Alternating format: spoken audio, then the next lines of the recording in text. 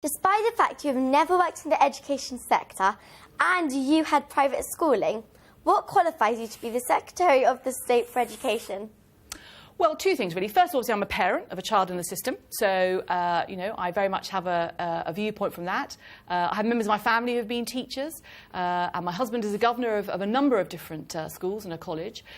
But also, I think, as a minister, you're there to challenge the system. So you're not there necessarily to be the expert, having worked in the system, but you're there to care about it and to ask the questions and to say, well, why are we doing it that way?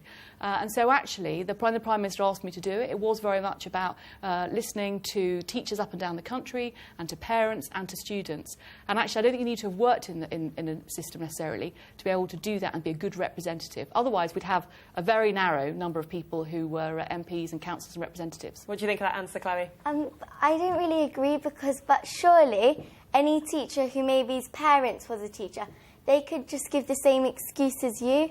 I mean, obviously, if you've worked in the education sector, maybe as a head teacher, or maybe you helped run a few schools, or if you were just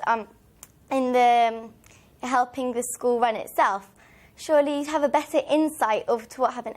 And you went to a private school, which shows it's... And I know I'm personally sitting for private schools, and I know the education there is very different to a state school.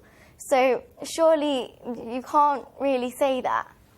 Well, no, because I think, actually, as I say, members of Parliament and ministers are there to be representatives. We're there to listen and to respond to concerns. And actually, I think what you want is people of all different experiences. So there's people in the Department of Education who have worked, no doubt, in schools and in colleges, but there's also people who haven't, but they come in from outside and they bring their expertise in. And so, as I say, I think that as the Secretary of State for Education, you're there to challenge the system and to say, why are we doing it this way? And you bring your own experiences of life into that system.